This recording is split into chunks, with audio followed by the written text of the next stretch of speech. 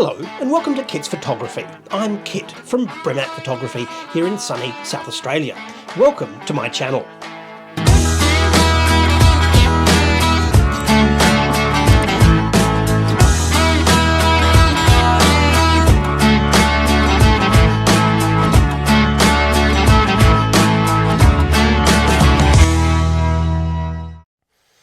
Hello and welcome to Kit's Photography for this time.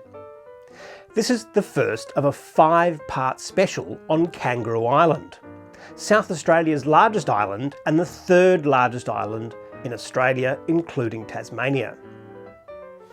Kangaroo Island has a lot to offer both residents and tourists with its stunning views and wildlife. Back in January, I covered the bushfires as a journalist with the Political Thinker podcast, and the devastation that took place was unspeakable. I really have no words for it. It truly changed me and was really shocking. However, things are beginning to get better. It has taken months and months, but those who were really affected are actually putting their lives back together again. In this first episode, we'll meet somebody who was really affected by the bushfires. That's Peter Davis from the Island Beehive, a honey producer on Kangaroo Island. During the fires, he lost up to 90% of the areas in which his bees would find pollen. This caused devastation to his business, but he's managed to get through it, and he took me out to show me some of his beehives. He's a truly remarkable man and a very clever apiarist. Throughout this 5-part series, you'll see lots of different aspects of Kangaroo Island. I travel around with my trusty D850 and my Sony broadcast camera, and I have got some stunning photographs and video from all over the island. I go to places like the Kangaroo Island Spirits Distillery to try some gin. I also go and look at the Independence, a boat that's being rebuilt. I also do a special episode of a tutorial of how to take the Milky Way in pitch black, and then a bit of extra travelling around looking at things like seals, birds, whales and dolphins. Well, that's enough for my introduction. Let's go and have a look at the Island Beehive. Kingscote, where the Island Beehive is located, is in the eastern part of Kangaroo Island. The Island Beehive is a really welcoming place to go and shop and buy your honey, mead and other honey-based products. They even have a working beehive in the store.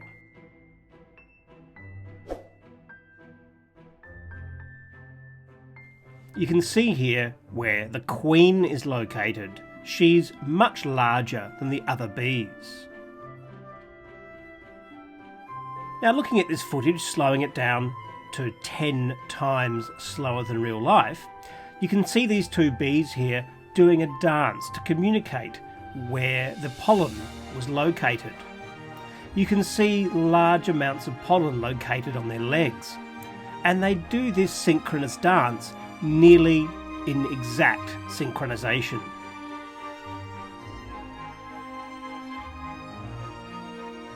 The Island Beehive provide all sorts of products. Anything you can think of in honey, they've got it.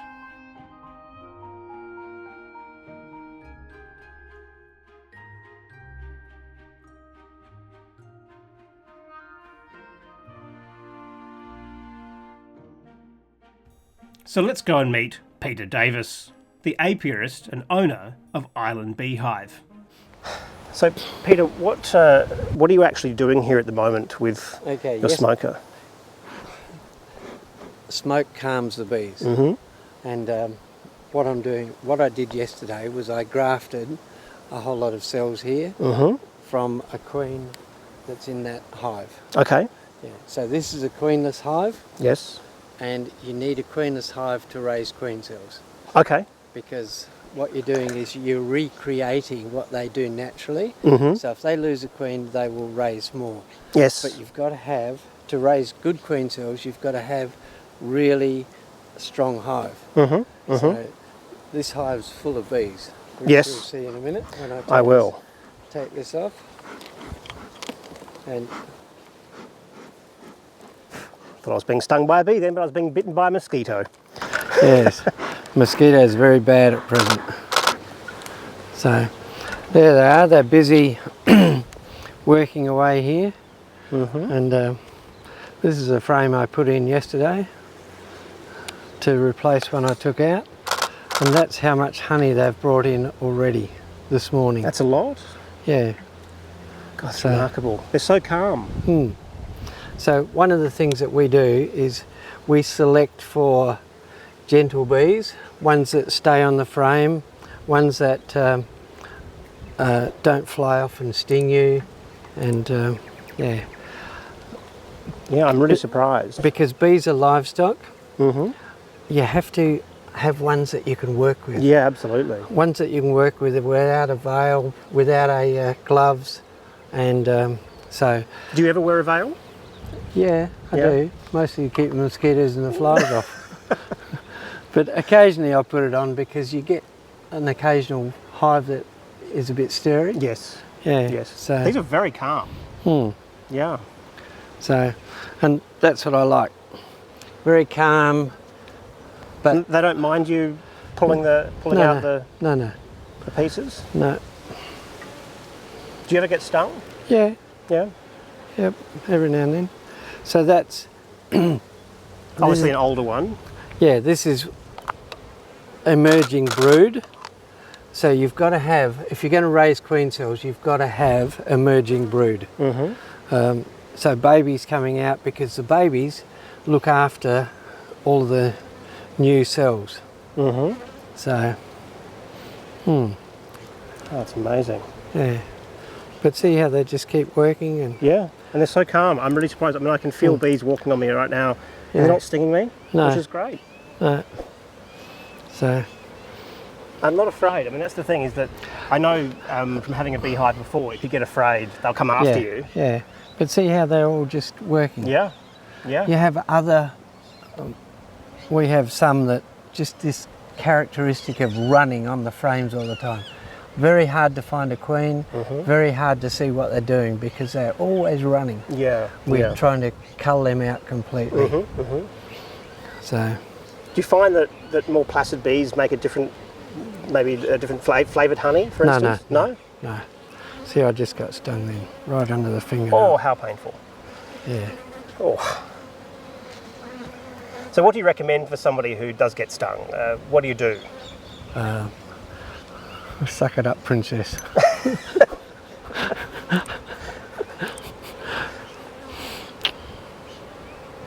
I was reading an article the other day about how there's a recommendation now, which is if you do get stung, just let the bee sit there and it will spin round in circles and actually undo itself. And rather than freaking out and squashing it. What you have to do is scrape Across. like that, Yep. because that way, like I just go like this. Oh, that one's just about to sting me. Yeah. So. Yeah. So these are the ones I grafted yesterday, and see how they've started feeding them. Oh yes, I do. Yeah. That's amazing. Absolutely amazing. So how often would you say you get stung? 3 or 4 times a day, Not really that often. maybe 50 times. I haven't been stung by a bee for about 25 years. Yeah. So see how they're clustered on there. They're Yes. keeping them warm. They're feeding them, and so now I can take it and show you some that are finished. Yes, absolutely. Yeah. So we'll go to another hive. Wonderful. See, and to raise queens, they have to be in cells that are facing down. Normally a cell that has a worker bee in it is facing up 9 degrees. They do that naturally. I reckon I've had about 200 in the legs. Oh, And around the head even. The throat's the bad part. Yeah. All right. that's amazing. So in 10 days' time, Mm-hmm. I have to take that out and put each one of those cells in a new hive Okay, and that's queenless, because see. they'll hatch out in about 12 days. Mhm. But if I don't take them out in 10 days, then there's a chance that one will hatch out early Yep. and kill all the rest. Oh, really? Yeah. So what happens if a hive, if the queen does die in a hive, do they just create a new one, or do they move somewhere else? No, they will try and create a new one. Okay. If they're strong enough, they can. Yep. If they've got young larvae, they can, Mm-hmm. or eggs. But if they haven't, because the queen's like failing, and then they can become queenless. Yes. Or the queen can become a drone layer. She runs out of semen in her spermatheca, and she'll become a drone layer. Now I've got 2 drone layer hives down there on those racks that I've put a new, an old queen in after I replaced a cell, because that's the only way that we can get them to really become proper hives again, Yes. is get rid of that drone layer by getting a queen to kill it. Yeah. So otherwise you combine it with a strong hive. And, Yeah. Yeah. And are bees happy to combine with another hive? If you know how to do it. Yeah. Yeah, there's a couple of ways. You can put paper between and then they'll eat through and they'll be happy. Or you can just wet them with a bit of sweet water, like a bit of honey in the water, and you just sprinkle it all over them, and by the time they've cleaned each other up, They're all happy about they're it. happy. Oh, very good. But we put queens in queen cages and leave them there for a while before we let them out, and that way they can accept the new queen. Of course. If you just let the new queen straight out, they'll kill her. Yeah. Yeah. Yeah, so, I understand. So there's a few little things that you've got to know. Very good.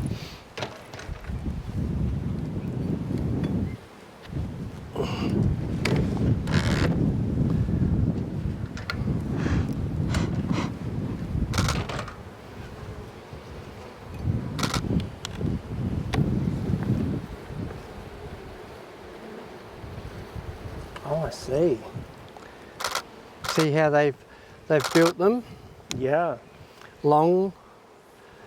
So if you don't have them sort of long like this, then there's a chance that they haven't got enough food. Can you see that all right? Yeah.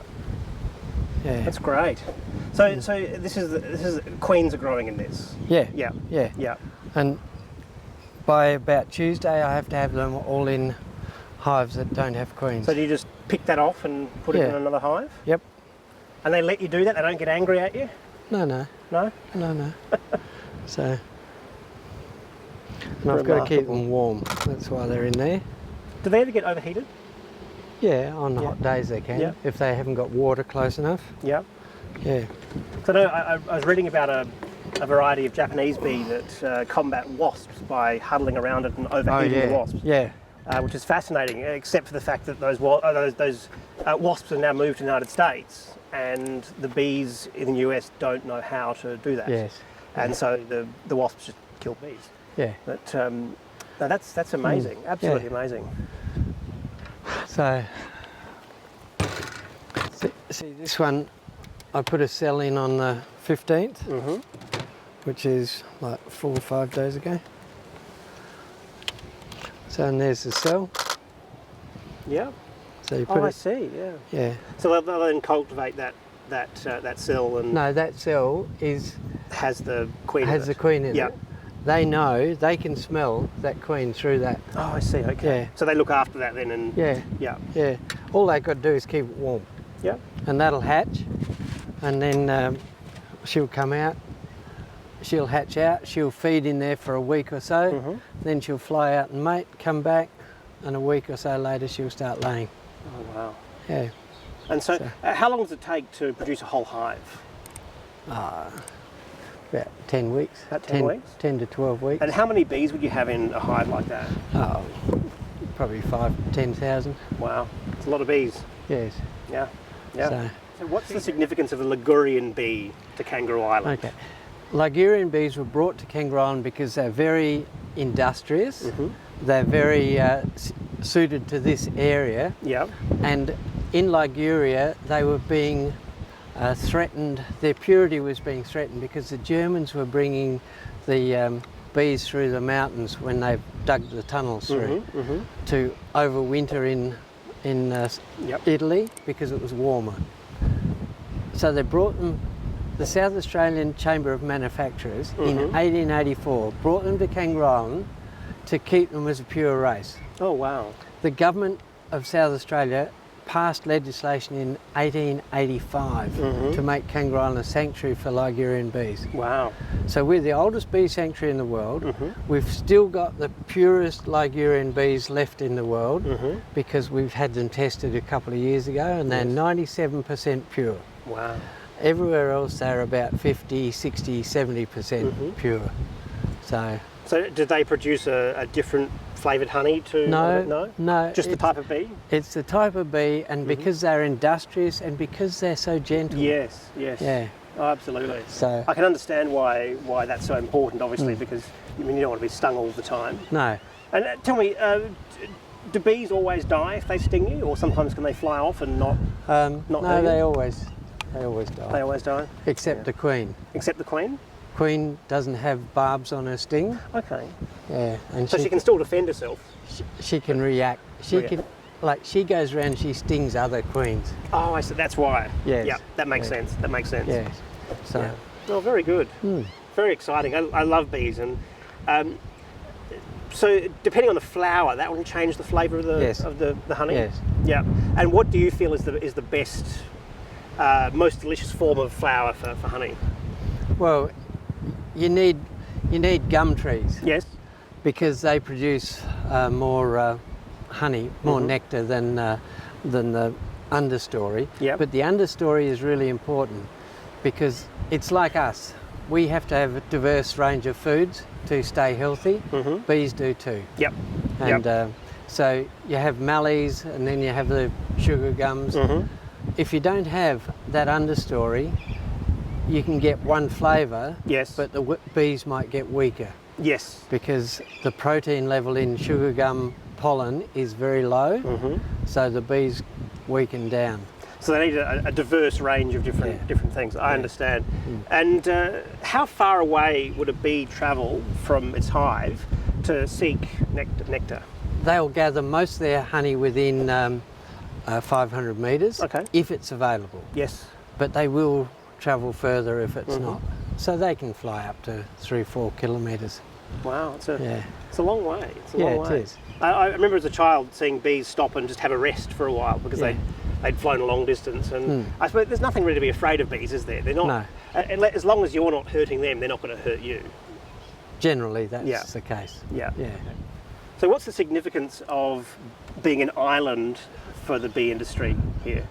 Because we're isolated and we have that larger than 5k radius around, no swarm can fly here. Yep. So we don't get incursions that will cause us problems unless they come by ship. Yes. So, and Sea-Link are very good in that they monitor and watch for things like that. Yep.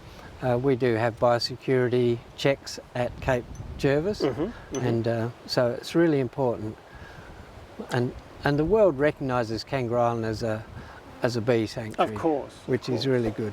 Is it very easy for a swarm of bees to find themselves onto a truck or something like that?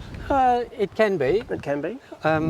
Yeah, when Port Adelaide used to be the port for Kangaroo Island, often trucks would be sitting there for a week, or trailers, and they would get swarms of bees in. Yep. And then the wharfies were really good. because I used to talk to them when I went over quite often, and they'd say, no, we're not taking it until that's killed. Mm-hmm. So yeah, or taken away. Mm-hmm. Mm-hmm. Yeah. So. And how long have you been dealing with honey? How long have you been growing bees, keeping bees? My parents had bees on a mixed farm when I was a kid. Yeah. So I actually grew up helping extract honey, Yeah. and grew up next to the government apiary, or close to the government apiary down in Flinders Chase. Yes. So I learnt about bees really early. Yeah. Yeah. So for the last 70 odd years. Oh, wonderful, wonderful. Yeah. And tell me, the bushfires. Did you get affected by the bushfires? Just a little bit. Yeah. We lost 90% of our sites out the west end of the island in that one day, the 3rd of January. Mm-hmm. We lost just over 500 hives in that day. Wow. It's a lot. And we would have lost a lot more. But the biggest effect is that we've lost all that vegetation that will not flower. The big trees will not flower for at least 7 years. Yeah, yeah. So we've got 7 years that we have to manage on the drier end of Kangaroo Island. Yes. And try and maintain our hives. So that's a real concern. Of course, of course. Well, I can strongly recommend for anyone who's coming to Kangaroo Island to stop by Island Beehive, just near Kingscote. It's wonderful, and it's really important to support local South Australian industries, because it's what makes us great here in South Australia. Thanks, Christopher. Look, thank you very much indeed. Really appreciate it. Okay. Well, that's about it for this 19th episode, but the first episode in this 5-part series of Kit's Photography. I hope you've enjoyed it. Please don't forget to like and subscribe, and try and support those on Kangaroo Island. Next time, I visit the Kangaroo Island Spirits Distillery, try some gin, and have a chat with John. Yeah. What would you say is the best gin that you make out of all the ones that you've won awards with? The one that we like and the most successful as a classic dry or contemporary dry is our O gin, which is flavoured with coastal rosemary bush. Oh. It took home it won a trophy for world's best contemporary gin at the International Wine and Spirits competition, a competition with 50 years history, and the only time an Australian gin has ever taken a trophy out in that competition. Fantastic. Until next time, I'll see you then.